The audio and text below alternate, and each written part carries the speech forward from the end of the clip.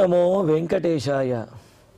గురుర్బ్రహ్మా గురుర్విష్ణుః గురుర్దేవో మహేశ్వరః గురుః సాక్షాత్ పరం బ్రహ్మ తస్మై శ్రీ గురవే నమః. జటిలం చీరవసనం దండకారణ్యవాసినం మునివేషధరం ధ్యాయేత్ అరణ్యే కాండవుత్తమే. శ్రీరామచంద్ర పరబ్రహ్మణే నమః. అథ శ్రీమద్ రామాయణే వాల్మీకీయే ఆదికావ్యే అరణ్యకాండే చతుర్థః సర్గః. హ్రియమాణౌ తు తౌ దృష్ట్వా వైదేహీ రామలక్ష్మణౌ ఉచ్చైశ్వరేణ చుక్రోశ ప్రగృహ్య సుభుజా భుజౌ. విరాధుడు రామలక్ష్మణుల్ని భుజముల మీద పెట్టుకుని తీసుకువెళ్ళిపోతున్నాడు. అడవిలోకి తీసుకువెళుతుంటే రాముడేమో, లక్ష్మణ, ఈ విరాధుడు ఎంత దూరం తీసుకువెళతాడో తీసుకువెళ్ళని, అతడు వెళ్ళేదే మన మార్గం కూడా, కాబట్టి ఏమీ భయం లేదు అని చెప్పి లక్ష్మణుడికి ధైర్యం చెబుతూ ఎక్కడికి వెళ్ళినా మనదే విజయం అన్నంత ధైర్యంగా ఉన్నాడు.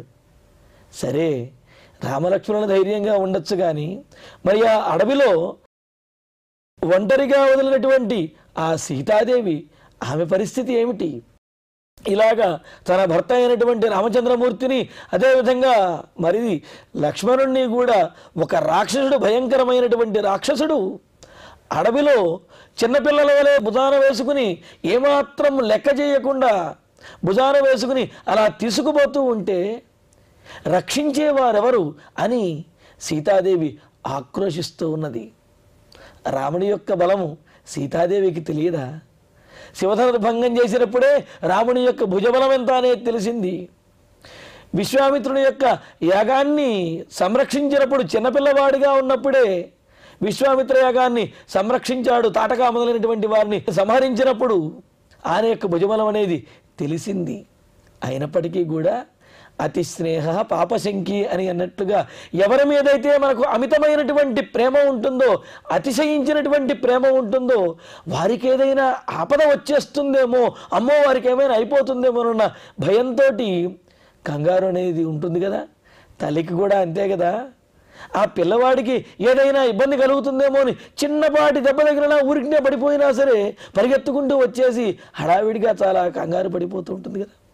అలాగే ఇక్కడ సీతాదేవికి తన భర్త అయినటువంటి రామచంద్రమూర్తి మీద అతిశయించినటువంటి ప్రేమ, అమితమైనటువంటి ప్రేమ, దానితోటి అటువంటి తన భర్తను రామచంద్రమూర్తిని ఆ రాక్షసుడు తీసుకువెళుతూ ఉంటే ఆయన సమర్థుడు అనే విషయం ఆమెకు తెలిసినప్పటికీ కూడా ఆ కంగారులో రాముడికి ఏమైపోతుందో, లక్ష్మణుడికి ఏమైపోతుందో అని బాధపడుతూ ఆక్రోశిస్తూ ఈ విధంగా అనుకుంటున్నది. ఏమని అంటే, సుభుజ, చక్కని సాముద్రిక లక్షణములతో కూడిన భుజములు కలిగిన ఆ సీతాదేవి రెండు భుజములను కూడా ఇలా గట్టిగా బిగించేసి గట్టిగా ఆక్రోశిస్తూ, పెద్దగా ఆక్రోశిస్తూ, అలాగ రాక్షసుడు తన భర్తను రామచంద్రమూర్తిని, అదేవిధంగా లక్ష్మణస్వామిని తీసుకువెళ్ళిపోతున్నాడు అని చెప్పి పెద్దగా అరుస్తూ ఉన్నది.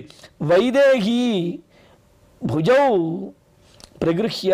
ఇక్కడ వైదేహి అన్నారు. ఇక్కడ ఆశ్చర్యం ఏమిటి అంటే, విదేహ వంశంలో జన్మించినటువంటి రాజులకి, అలాగే వారి దగ్గర ఉన్నటువంటి వారికి, మరి విదేహరాజు అయినటువంటి జనక మహారాజు యొక్క పెంపకంలో పెరిగినటువంటిది కదా సీతాదేవి.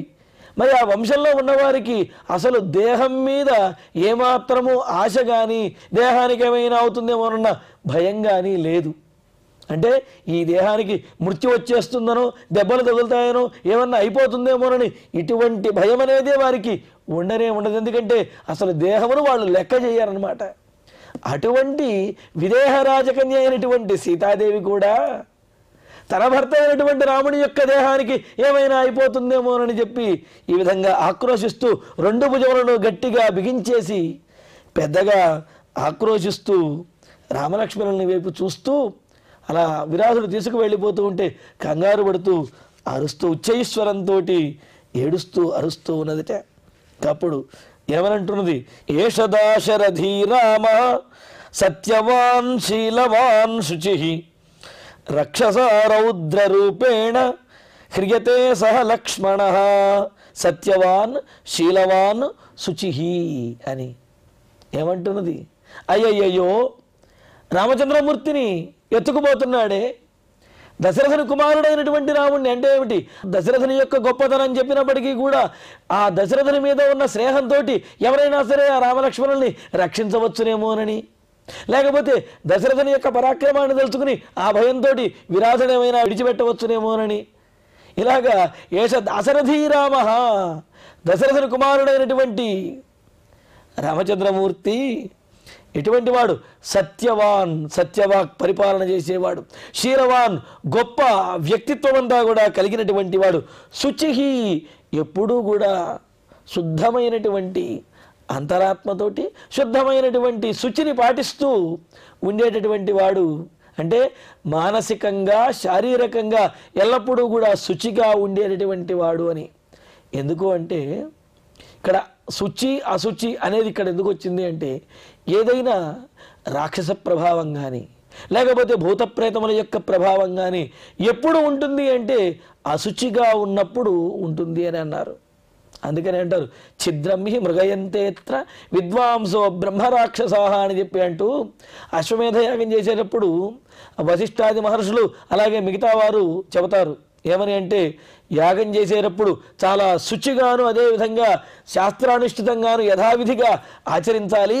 ఎక్కడైనా చిన్న పొరపాటు జరిగిందంటే చాలు దానికోసం ఎదురు చూస్తున్నటువంటి బ్రహ్మరాక్షసులు ఎవరైతే ఉన్నారో వాళ్ళు ఆ పొరపాటును వెతుకుతూ పొరపాటు జరిగింది అంటే చాలు యాగాన్ని సర్వనాశనం చేసేస్తారు. యాగం చేసేటటువంటి యజమానిని కానీ ఆ ఋత్విక్కులు కానీ పీడిస్తారు. కావున శుచిగా జాగ్రత్తగా ఉండాలి అని చెబుతారు. మరి ఇక్కడ రామచంద్రమూర్తి ఎల్లప్పుడూ కూడా మానసికమైనటువంటి శారీరకమైనటువంటి శౌచాన్ని ఎప్పుడూ పరిపాలించేవాడు. మరి అటువంటి వాడికి రాక్షసుల బాధ ఉండకూడదు కదా. అంటే సత్యవాక్ పరిపాలన చేసేవాడు ఎల్లప్పుడూ శుచిగా ఉండేటటువంటి వాడికి రాక్షసుల బాధ భూతప్రేతముల యొక్క బాధ ఉండదు, ఉండకూడదు అనేది శాస్త్రమైతే, మరి ఇక్కడ సత్యవాక్ పరిపాలకుడు శుచిగా ఉండేటటువంటి రావణి మీద ఈ విధంగా ఒక రాక్షసుడు దాడి చేసి ఇలా అపహరించుకుపోతున్నాడే, ఏమిటి అన్యాయం అని చెప్పి సీతాదేవి అంటూ ఉన్నది. దాశరథి, దశరథుని యొక్క కుమారుడు, సత్యవంతుడు, శీలవంతుడు, అదేవిధంగా రుజుబుద్ధి కలిగినటువంటి వాడు, అంత ఆంతరంగికమైనటువంటి బాహ్యమైనటువంటి శౌచం కలిగినటువంటి ఏషః రామ, నా భర్త అయినటువంటి ఈ రాముడు సహలక్ష్మణ, లక్ష్మణుడితో కలిపి మరి రౌద్ర రూపేణ రక్షసా క్రియతే, రౌద్రాకారాన్ని దాల్చి మితిమీదినటువంటి కోపంతో ఉన్న ఆ రాక్షసుని చేత నా భర్త అయినటువంటి రాముడు అదేవిధంగా లక్ష్మణుడు కూడా అపహరించుకుపోబడుతున్నారు. అంటే వారిని అపహరించుకు వెళ్ళిపోతున్నాడు ఆ రాక్షసుడు. ఎవరైనా రక్షించే వాళ్ళు ఎవరూ లేరా, ఏమిటి అన్యాయం అని చెప్పి సీతాదేవి పెద్దగా ఆక్రోశిస్తూ ఉన్నదన్నమాట. ఆక్రోశిస్తూ మామృకా భక్షయిష్యంతి శార్దూల ద్విపినస్తథా మాంహరోత్సృజ్య కాకుత్స్థౌ నమస్తే రాక్షసోత్తమా. ఇంకా ఈ నిర్జనమైనటువంటి అడవిలో రక్షించే వాళ్ళెవరూ లేరు. అందుకని అంటారు కదా అరణ్య రోదనము అని. వినిపించుకునే వాళ్ళు ఎవరు లేనటువంటి పరిస్థితి కనుక ఉన్నట్లయితే దాన్ని అరణ్య రోదనము అని అంటారు. ఆ విధంగా అరణ్య రోదనంలా ఉన్నది ఆమెకి అర్థమైనది. అందుకనే ఏమంటున్నది, ఓ రాక్షసోత్తమా, విరాధ, వారిరువురిని విడిచిపెట్టవయ్యా, నువ్వు నన్ను తీసుకువెళ్ళిపో, నా భర్తను మాత్రం విడిచిపెట్టు అని అంటున్నది. అంటే ఇక్కడ సీతాదేవికి తనకంటే తన ప్రాణముల కంటే కూడా రామచంద్రమూర్తి అంటేనే ఎక్కువ మక్కువ, రాముడంటేనే తన ప్రాణం అన్నమాట. తన ప్రాణములు పోయినా తనకేమైనా సహించగలదు కానీ రాముడికి ఏమైనా అయినట్లయితే సహించలేదు అని తెలుస్తున్నది. అంటే భార్య యొక్క లక్షణం ఈ విధంగా ఉండాలనే విషయాన్ని సీతాదేవి బోధిస్తూ ఉన్నదన్నమాట. ఏమంటున్నది, ఇలా ఆక్రోశిస్తూ విరాధునితోటి వృకాహ, అయ్యయ్యో నా భర్తను తీసుకువెళ్ళిపోతున్నావా, ఆయన్ని విడిచిపెట్టేవయ్యా అని అంటూ ఇంకా తనలో తాను ఈ విధంగా అంటూ ఉన్నది. వృకాహ అంటే తోడేళ్ళు, అదేవిధంగా పెద్ద పులులు, చిరుతపులులు ఇవన్నీ కూడా ఈ అడవిలో నన్ను తినేస్తాయి. ఇలాగా నిరుపయోగంగా ఇలా జంతువులకు బలి అవ్వటం కంటే కూడా తన ప్రాణములు అర్పించైనా సరే తన భర్తను రక్షించుకున్నట్లయితే తన ప్రాణములకు తన జీవితానికి కొంత సార్థకత అనేది ఏర్పడుతుంది అని చెప్పి ఇక ఆ రాక్షసుడితోటి ఈ విధంగా అరుస్తూ ఉన్నది. ఓ రాక్షసోత్తమా, విడిచిపెట్టవయ్యా, రామలక్ష్మణుని విడిచిపెట్టు, నన్ను తీసుకువెళ్ళు, నీకు నమస్కారము అని అంటున్నది. సాధారణంగా అయితే రాక్షసుడికి సీతాదేవి నమస్కారం చేయటం ఎందుకండి అని అంటే ఇక్కడ నమస్కారం చేయడం అనేది ఉద్దేశ్యము కాదు. ఎలాగైనా సరే తన భర్తను ఆ రాక్షసుడి బారి నుండి విడిపించడమే. ఆయనను విడిపించడం కోసం ఎంతటి కష్టానికైనా సరే, ప్రాణములు విడిచిపెట్టడానికైనా సరే సీతాదేవి తాను సిద్ధము అనే విషయాన్ని తెలియజేస్తూ, రాక్షసోత్తమా నీకు నమస్కారము, నన్ను తీసుకువెళ్ళిపో, నన్ను భక్షించేసి నా భర్త అయినటువంటి రాముడిని అదేవిధంగా లక్ష్మణస్వామిని విడిచిపెట్టవయ్యా అని చెప్పి అంటూ ఈ విధంగా సీతాదేవి పెద్దగా అరుస్తూ ఆక్రోశిస్తూ ఉంటే తస్యాస్తద్వచనం శ్రుత్వా వైదేహ్య రామలక్ష్మణౌ వేగం ప్రచక్రతుర్వీరౌ వధే తస్య దురాత్మనః. సీతాదేవి మాటలను విరాధుడైతే ఏమాత్రమూ వినిపించుకోలేదు. కానీ రామలక్ష్మణులకి సీతాదేవి యొక్క ఆక్రోశం అనేది వినపడేటప్పటికీ అయ్యయ్యో సీతాదేవి భయపడుతున్నది, బాధపడుతున్నది, ఆక్రోశిస్తున్నది, కావున వెంటనే మనం సీతాదేవిని చేరుకోవాలి. సీతాదేవిని చేరుకోవాలి అంటే వెంటనే ఈ రాక్షసుడిని వధించేసేయాలి. ఇతన్ని వధించేసి సీతాదేవి దగ్గరికి, ఆమె దగ్గరికి వెళితే కానీ ఆమె శాంతించదు అని చెప్పి ఇంకా అతన్ని వధించడం కోసం అని చెప్పి రామలక్ష్మణులిద్దరూ కూడా త్వరపడుతూ ఉన్నారు. దురాత్మనః తస్య వధే, దురాత్ముడైనటువంటి మదించినటువంటి వాడైన అదుపు తప్పినటువంటి వాడు, క్రోధంలో ఉన్నటువంటి ఆ విరాధుణ్ణి వధించడానికి ఇంకా వేగంగా త్వరగా వధించాలి అని చెప్పి రామలక్ష్మణులిద్దరూ కూడా ఇంకా అనుకుని త్వరపడుతూ ఉన్నారు. తస్య రౌద్రస్య సౌమిత్రి బాహుం సవ్యం బభంజః రామస్తు దక్షిణం బాహుం తరసా తస్య రక్షసః. ఇంకా విరాధుని యొక్క భుజముల మీద ఉన్నారు రామలక్ష్మణుడు. ఎలాగా రాముడేమో కుడి భుజం మీద ఉన్నాడు, లక్ష్మణుడేమో విరాధుని యొక్క ఎడమ భుజం మీద ఉన్నాడు. మనం అనుకున్నాం కదా, రాముడికి ఎప్పుడూ కూడా లక్ష్మణుడు కుడివైపునే ఉండేవాడు. అందుకని వాళ్ళకి ఎదురుగా వచ్చినటువంటి విరాధుడు ఇద్దరిని ఇలా పట్టుకోవడంతో ఆ రాముడేమో కుడి భుజం మీదకి, అదేవిధంగా లక్ష్మణుడేమో ఎడమ భుజం మీదకి ఎత్తుకున్నాడు. అలా చంకలోకి తీసుకుని వారిద్దరిని భుజముల మీదకి ఎత్తుకున్నాడు కదా. ఇక ఇప్పుడు వాళ్ళిద్దరూ కూడా ఒక్కొక్కళ్ళు ఒక్కొక్క భుజం మీద ఉండి అతడి యొక్క చేతులను, బాహువులను, రెక్కలు అంటారు కదా, వాటిని ఒక్కొక్కళ్ళు ఒక్కొక్కటి విడిచి పాడేశారట. లక్ష్మణుడేమో ఎడమ భుజాన్ని, ఎడమ చేతిని విరిచేశాడు, రాముడేమో కుడి చేతిని విరిచేశాడు. ఇక్కడ ఆయుధాన్ని ఏమీ ప్రయోగించలేదు. వాళ్ళ యొక్క బలంతో ఆ విరాధుని యొక్క ఆ చేతులను, రెక్కలను విరిచేశారనమాట. విరిచేటప్పటికీ మరి ఇక్కడ వాళ్ళు వారి యొక్క బలముతోటే విరిచేశారు. శస్త్రములు, అస్త్రములు ఏమీ చెయ్యవు అనే విషయం బ్రహ్మగారి యొక్క వరము, అదేవిధంగా పరమేశ్వరుని యొక్క వరము ఇవన్నీ ఉన్నాయి కదా. దాంతో శస్త్రాస్త్రములు ఏవి కూడా ఆ విరాధుడిని ఏమీ చెయ్యలేవు. మరి ఇక్కడ ఏం చేశారు రామలక్ష్మణుడు? వారు తమ బాహుబలముతోటి ఆ విరాధుని యొక్క చేతులను అతని యొక్క భుజముల మీద ఉండే అతని యొక్క చేతులను ఆ రెక్కలు పట్టుకుని విరిచిపడేశారట. విరిచిపడేసేటప్పటికీ ఇక అప్పుడు విరాధుడు ఇంద్రుడు కనుక వజ్రాయుధంతో రెక్కలు నరికినప్పుడు పర్వతములు ఏ విధంగా అయితే నేల మీద పడిపోయి మరలా లేవలేకపోయాయో, అదేవిధంగా రామలక్ష్మణులు ఒక్కొక్కరు ఒక్కొక్క భుజాన్ని విరిచేసేటప్పటికీ ఆ విరాధుడు ఎత్తుగా పర్వతంలాగా ఉన్నటువంటి విరాధుడు ఒక్కసారి కింద పడ్డాడు. కింద పడేటప్పటికీ ఇంకా రామలక్ష్మణులు కూడా అతని మీద పడి వీళ్ళు కూడా ప్రహారాలు చేస్తూ, ముష్టిఘాతాలు చేస్తూ అతడితోటి యుద్ధం చేస్తూ ఉన్నాడు.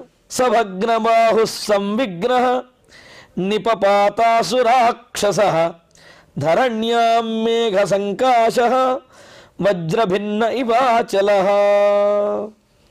ఇంకా భుజములు విరిగిపోయిన, రెక్కలు విరిగిపోయినటువంటి, చేతులు విరిగిపోయినటువంటి ఆ విరాధుడు అలాగా నేల మీద పడిపోయారట. అంటే పూర్వము పర్వతములకు రెక్కలు ఉండేవి. అయితే ఆ పర్వతాలు ఎగిరి వెళ్ళి మరొక చోట వాళ్తూ ఉంటే ఆ ఊళ్ళు రాజ్యాలు కూడా ఆ పర్వతం కింద పడి కనీసం ఆచూకీ లేకుండా పోయేవి. మరి భూమి మీద ఉన్నటువంటి వారందరినీ సంరక్షించాలనే సంకల్పంతో ఇంద్రుడు తన వజ్రాయుధంతో పర్వతమన్నిటి యొక్క రెక్కలను నరికి వేసేశాడు. ఆ నరికిన తర్వాత పర్వతములు ఎక్కడ ఉన్న పర్వతములు అక్కడే ఉన్నాయి.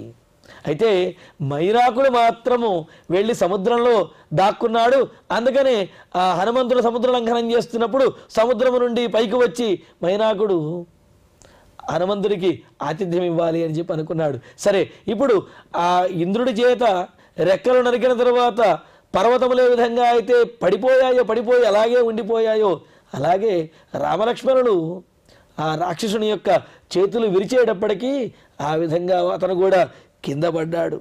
కింద పడేటప్పటికీ ముష్టిభిర్జానుభిర్పద్భిః సూదయంతౌతు రాక్షసం ఉద్యమ్యోద్యమ్య చాప్యేనం స్థండిలే నిష్పిపేషతు. కింద పడినటువంటి ఆ విరాధుడిని ఇక మళ్ళీ లేవకుండా కొట్టాలి అనుకుని ఇద్దరు కూడా రామలక్ష్మణులు ఇద్దరు కూడా ఎగిరెగిరి పిడిగుద్దులు గుద్దుతూ ఉన్నారు. అతన్ని కూడా పైకి ఎగరేసి కింద పడేస్తూ ఉన్నారు. ఇలాగా ముష్టిఘాతములతోటి, మోకాళ్లతోటి, మోచేతులతోటి పొడిచి కొడుతూ ఉన్నారు. మధ్యలో ఏం చేస్తున్నారు? చేతిలో ఖడ్గం ఉంది కదా, ఆ ఖడ్గంతో నరుకుతున్నారు ఇష్టం వచ్చినట్లుగా. అయితే ఖడ్గంతో ఎన్నిసార్లు నరికినా, ముష్టిఘాతాలతో ఎన్ని రకాలుగా కొట్టినప్పటికీ కూడా అతని ప్రాణం మాత్రం పోవటం లేదు. అలా బ్రతికే ఉన్నాడు, పెద్దగా అరుస్తూ ఉన్నాడు. అతని యొక్క అరుపులకి అడవి అంతా కూడా ప్రతిధ్వనించిపోతూ ఉన్నది. ఇంకా రాముడికి అర్థమైంది, ఇతడి ప్రాణమును ఆయుధంతో కానీ ఈ విధంగా ప్రాణములు తీయటం అనేది కుదరనటువంటి పని అని అనుకుని సవిద్ధో బహుభిర్బాణైః ఖడ్గాభ్యాంచ పరీక్షతః నిష్పిష్టో బహుధా భూమౌ నమమారస రాక్షసః. ఈ విధంగా అనేకమైనటువంటి బాణములతోటి కొట్టిన, అనేక రకాలుగా ఖడ్గ ప్రహారములతోటి నరికినప్పటికీ కూడా విరాధుణ్ణి అవేమీ చేయలేకపోయాయి. ఈ విధంగా పిడిగుద్దులు గుద్దుతూ అతన్ని పడదోసి కొడుతున్నప్పటికీ కూడా ముష్టిఘాతాలతోటి అతనికి దెబ్బ అయితే తగులుతున్నది కానీ అతడు మరణించడం లేదు. ఎంత కొట్టినా ఆ విధంగానే ఉంటున్నాడు.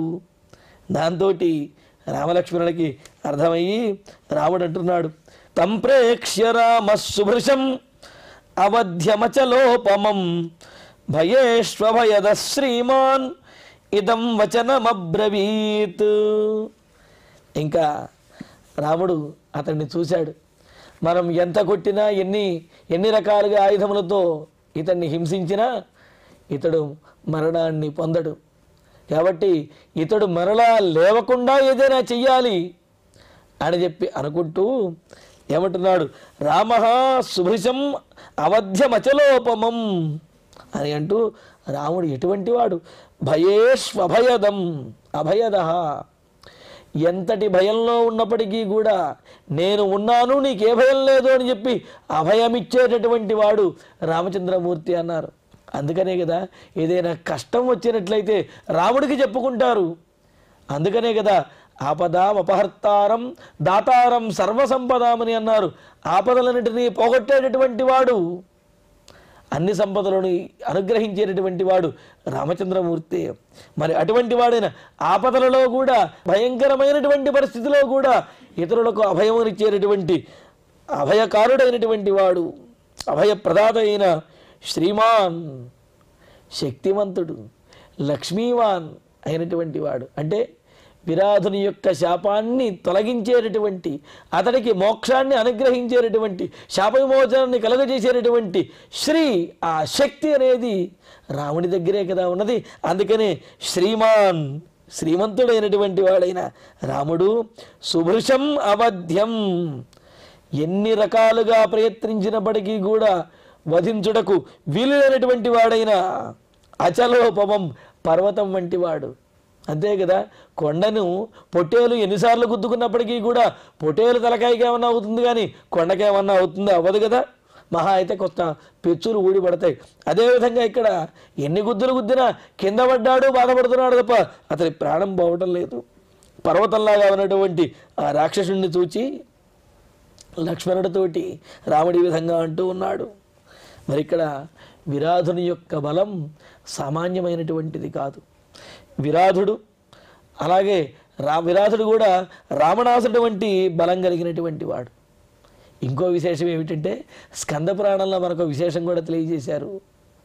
ఇతడు లక్ష్మీ ఉపాసకుడు అని చెప్పి, అదేవిధంగా పరమేశ్వరుణ్ణి ఉపాసన చేసినటువంటి వాడు అని చెప్పి. పైగా యుద్ధకాండలో ఒకానొక సందర్భంలో రావణాసురుడు లక్ష్మణుని యొక్క బరువుని రావణాసురుడు మొయ్యలేకపోతాడు. కానీ ఇక్కడ విరాధుడు చూసారా, సీతాదేవిని ధరించగలిగాడు. అదేవిధంగా రామలక్ష్మణులు ఇద్దరిని కూడా చిన్నపిల్లలలాగా భుజాన పెట్టుకుని పరిగెట్టాడు. అంటే విరాధుని యొక్క బలం ఎంత గొప్పది అనే విషయం మనకు తెలుస్తూ ఉన్నదన్నమాట. అంతేకాదు ఇక్కడ విరాధ శబ్దానికి మరో రకంగా వ్యుత్పత్తి చెబుతూ, విరాధుడు అంటే ఇంతకుముందు ఏమనుకున్నాం, ఆరాధన లేనటువంటి వాడు, అంటే ఎవరి చేత కూడా గౌరవింపబడనటువంటి వాడు, అందరి చేత కూడా చీత్కరింపబడేవాడు అని చెప్పి ఒక అర్థం చెప్పుకున్నాం. అంతేకాదు మరో అర్థం ఏమిటంటే విరాధ, విశేషంగా రాధ అంటే ఆరాధించేవాడు అని అర్థం. అంటే అటు బ్రహ్మగారిని కానీ పరమేశ్వరుణ్ణి కానీ లక్ష్మీదేవిని కానీ విశేషంగా ఆరాధన చేసి వారి యొక్క అనుగ్రహాన్ని పొందినటువంటి వాడు విరాధుడు అని మనకు మరో రకమైన వ్యుత్పత్తిని కూడా పెద్దలు తెలియజేస్తున్నారు. అందుకనే లక్ష్మీదేవి యొక్క అనుగ్రహము, బ్రహ్మ పరమేశ్వరుని యొక్క అనుగ్రహం ఉన్నది కావునే సాక్షాత్తు శ్రీమన్నారాయణుడు కూడా ఆయన రంగంలో దిగి యుద్ధం చేస్తూ కూడా ఈ విరాధుడిని అస్త్రశస్త్రాలతో వధించడం కష్టము కావున దీనికి మరో ఉపాయాన్ని ఆలోచించాలి అని చెప్పి సాక్షాత్తు శ్రీమన్నారాయణుడైనటువంటి రామచంద్రమూర్తే ఇలా ఆలోచిస్తూ ఉన్నాడు. ఇందులో లక్ష్మీదేవి యొక్క పురుషకార వైభవం అంటే ఆమె యొక్క అనుగ్రహము, బ్రహ్మగారి యొక్క వరము, పరమేశ్వరుని యొక్క అనుగ్రహము, ఈ మూడింటి బలంతో ఉన్నాడు విరాధుడు. అందుకనే రామలక్ష్మణులు కూడా ఆ ఖడ్గములతోటి అస్త్రములతోటి ముష్టిఘాతములతోటి అతన్ని గాయపరచగలుగుతున్నారు, కొట్టగలుగుతున్నారు తప్ప అతడిని వధించలేకపోతున్నారు. అందుకనే ఇంకా రాముడు ఈ విధంగా అంటూ ఉన్నాడనమాట. అయితే మరి అంతటి ఆరాధనా భావన తపస్సు చేసేటటువంటి వాడికి ఈ విధంగా రాక్షసుడు అయిపోవడం ఏమిటని, ఆయన అటువంటి వాడిని దండించడం ఏమిటి అంటే కేవలం తపస్సులు చేయటమో పూజలు చేయటమో కాదు, ఆ చేసేటటువంటి తపస్సులైనా పూజలైనా సరే సత్వగుణాన్ని కలిగి ఉండాలి. అంతే తప్ప ఇతరులను హింసించడం కోసమో బలాన్ని పొందితే ఆ బలము ఏమవుతుంది? చీమ బ్రహ్మగారి గురించి తపస్సు చేసిందిట. తపస్సు చేసి పోనీలే పాపం అల్పజీవి తపస్సు చేసిందని బ్రహ్మగారు ప్రత్యక్షమయ్యి నీకేం వరం కావాలో కోరుకో అన్నట్ట. అనేటప్పటికీ నేను కుట్టంగానే చావాలి అని అన్నదిట. అంటే దాని ఉద్దేశం ఏమిటి? కుట్టంగానే ఎవరినైతే కుట్టిందో వాడు చచ్చిపోవాలి అనేది ఆ చీమ యొక్క ఉద్దేశం. బ్రహ్మగారికి ఆశ్చర్యం వేసింది. చీమలు కుడితేనే కనుక జనాలు కనుక చనిపోయేట్లయితే చీమలు ఎన్ని ఉంటాయి, ఎంతమందిని కుడతాయి, ఎంతమందిని పోవాలి? అందుకని బ్రహ్మగారు కూడా అన్నారట, సరే కుట్టంగానే చస్తామని చెప్పి వరం ఇచ్చేసేట. అందుకనే చీమ కుట్టిన వెంటనే గట్టిగా చేత్తో కొట్టడమో నలిపేయడమో చేస్తాము, వెంటనే ఆ చీమ చచ్చి ఊరుకుంటుంది. పెద్దల విధంగా సరదాగా చెబుతుంటారు కదా. అలాగే తపస్సులు అనేవి సాత్వికమైనటువంటివి, పరోపకారాన్ని లోకోపకారాన్ని లేకపోతే తమను తాము ఉద్ధరించే విధంగా ఉన్నట్లయితే ఆ తపస్సులు సానుకూలంగా ఫలిస్తాయి. కానీ అలా కాకుండా తమోగుణ భూయిష్టమై ఉన్నట్లయితే కనుక మితిమీరినటువంటి అంటే ఇతరులను హింసించడానికో అటువంటి శక్తులను కనుక వినియోగించినట్లయితే ఆ తపస్సులు ఎంత తపస్సంపన్నులైనా ఎంత భగవంతుడిని ఆరాధించేవారైనా అటువంటి వారిని కూడా భగవంతుడు దండించి తీరుతాడు. ఎందుకంటే వారి ఆరాధన, వారి యొక్క తపస్సులు ఇవన్నీ కూడా తమోగుణ భూయిష్టమైనటువంటివి. అటువంటి వాటిని భగవంతుడు కూడా ప్రోత్సహించడు, వారిని దండించి తీరుతాడు. అందుకనే ఇక్కడ విరాధుడు బ్రహ్మగారిని ఉపాసన చేసిన, పరమేశ్వరుని ఆరాధించిన, లక్ష్మీదేవిని ఉపాసన చేసిన అతని యొక్క ఉపాసనలు తమోగుణ భూయిష్టమైనవి కావున అతన్ని పరమాత్మే దండించడానికి సిద్ధపడ్డాడనమాట. మరి ఆ విధంగా రామచంద్రమూర్తి ఇతడు ఆయుధములతోటి ఈ విధంగా వధింపబడడు, కావున దీనికి ఒక ఉపాయాన్ని ఆలోచించాలి, లక్ష్మణ నేను చెప్పినట్లుగా చెయ్యని చెప్పి లక్ష్మణుడితోటి రామచంద్రమూర్తి చెబుతున్నాడు. మరి రాముడు ఏమని చెప్పాడు, లక్ష్మణుడు ఏం చేశాడు, ఏ విధంగా ఆ విరాధుణ్ణి వధించారు అనే విశేషాన్ని తరువాతి ప్రవచనంలో తెలుసుకుందాము. ఇక ఇప్పుడు శ్లోకాలను పారాయణ చేసుకుందాము. హ్రియమాణౌ తు తౌ దృష్ట్వా వైదేహీ రామలక్ష్మణౌ ఉచ్చైశ్వరేణ చుక్రోశ ప్రగృహ్య సుభుజాభుజౌ ఏష దాశరథీ రామః సత్యవాన్ శీలవాన్ శుచిః రక్షసా రౌద్రరూపేణ హ్రియతే సహ లక్ష్మణః మాం వృకా భక్షయిష్యంతి శార్దూలాద్వీపినస్తథా మాం హరోత్సృజ్య కాకుత్స్థౌ నమస్తే రాక్షసోత్తమా. తస్యాస్తద్వచనం శ్రుత్వా వైదేహ్యా రామలక్ష్మణౌ వేగం ప్రచక్రతుర్వీరౌ వధే తస్య దురాత్మనః సభగ్నబాహుః సంవిఘ్నః నిపపాతాశు రాక్షసః ధరణ్యాం మేఘసంకాశః వజ్రభిన్న ఇవాచలః ముష్టిభిర్జానుభిర్పద్భిః సూదయంతౌ తు రాక్షసం ఉద్యమ్యోద్యమ్య చాప్యేనం స్థండిలే నిష్పిపేషతుః సవిద్ధో బహుభిర్బాణైః ఖడ్గాభ్యాం చ పరీక్షతః నిష్పిష్టో బహుధా భూమౌ నమమార స రాక్షసః సంప్రేక్ష్య రామః శుభృశం అవధ్యమచలోపమం భయేష్వభయదః శ్రీమాన్ ఇదం వచనమబ్రవీత్. ఇత్యార్షే శ్రీమద్ రామాయణే వాల్మీకీయే ఆదికావ్యే అరణ్యకాండే చతుర్థ సర్గే నవశ్లోకాః. ఇక ఇప్పుడు క్షమాప్రార్థన మంగళాంతంగా ఈ కార్యక్రమాన్ని పరిపూర్ణం చేసుకుందాం. యదక్షరపదభ్రష్టం మాత్రాహీనం తు యద్భవేత్ తత్సర్వం క్షమ్యతాం దేవ నారాయణ నమోస్తుతే. కాయేన వాచా మనసేంద్రియైర్వా బుద్ధ్యాత్మనా వా ప్రకృతే స్వభావాత్ కరోమి యద్యత్ సకలం వరస్మై నారాయణాయేతి సమర్పయామి. అథ మంగళం శ్రియః కాంతాయ కళ్యాణ నిధయే నిధయేర్ధినాం శ్రీవేంకట నివాసాయ శ్రీనివాసాయ మంగళం.